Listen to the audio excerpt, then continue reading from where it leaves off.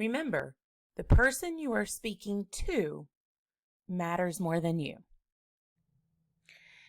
This episode was originally created to be a part of something called Teacher Tip Tuesday for homeschoolers living in RVs.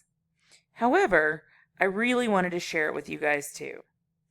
This segment is for homeschool parents to get tips from teachers about activities or things you can do better or different to prepare your children for adulting.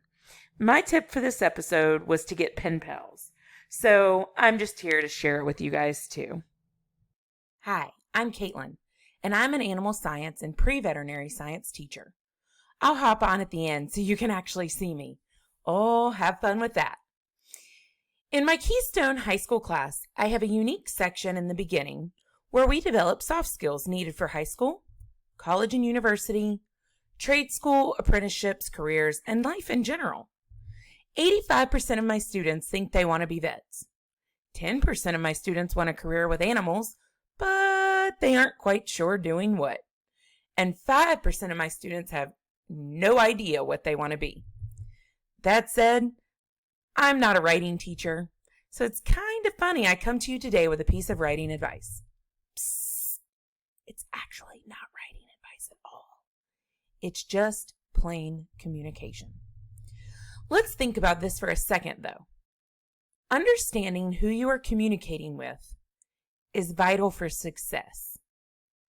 Anywhere, doing anything, talking about any subject. And more of today's communication is written.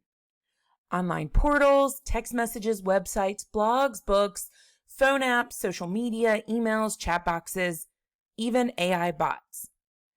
Did you know the more specific question you might ask to a bot, the better the answer will be?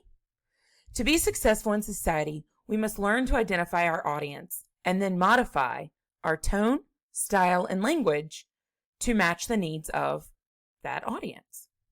As a teacher, I can typically teach a 17-year-old a lot more than a 5-year-old if given equal time. And I can teach you, the parent, more than I can teach your 7-year-old, typically. Are similarly minded PenPals still a thing? If not, they should be. For young children that can't write yet, Pictionary is awesome. For writers, PenPals. Even if they're not really still a thing and you can find your kid a PenPal, awesome. It's totally okay if they're not really that far away, if they're really friends. The key thing is that they're writing. Why? Well, soft skills. PenPals get to know one another's interests. Listen to each other's stories. Empathy. PenPals share their own interests, share their own stories. Humbleness. PenPals create goals together and dream together. Motivation. PenPals look forward to the next letter they receive. Dedication, reliability, patience. PenPals learn about people they might never otherwise meet. Diversity. There are many variations of the PenPal idea and concept. I'll leave that up to you to figure out how it works best for your family. Reliability, patience, humbleness, acceptance of cultural differences, strong writing communication skills, and adaptability are all considered soft skill sets that society needs, but also employers crave it. When you are trying to identify an audience, whatever it is, a PenPal's topic of study, a written novel, a letter, a phone call, a persuasive speech, dive into the persona of who is going to be receiving what you have to offer, what you have to say. Are you a mom preparing a new lesson? Are you a grandma preparing Easter dinner? Are you the president addressing the nation? Are you a 15-year-old boy going to ask for a job? Or are you a 10-year-old shoveling snow for the neighbor? Each of these 5 situations addresses a different person. When communicating, my biggest tip is this. Remember, the person you are speaking to matters more than you. Wait. That's backwards, right? You matter, I matter. You put yourself first and protect your own views, thoughts, opinions. Yeah? Yeah. Yes. Yes. Yes. You do matter. I do matter. But when communicating, it doesn't matter what you already know.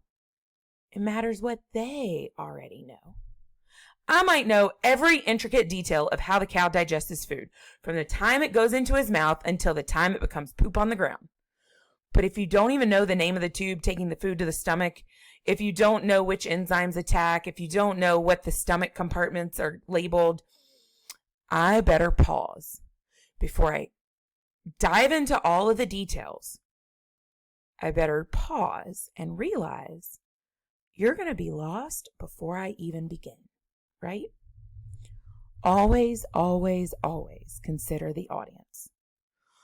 Along with having a soft skills portion of my Keystone course, I am starting something brand new this month, and I invite all of you. I'm creating a Kid Vet podcast that will start off on YouTube this month, focusing on brand new soft skills.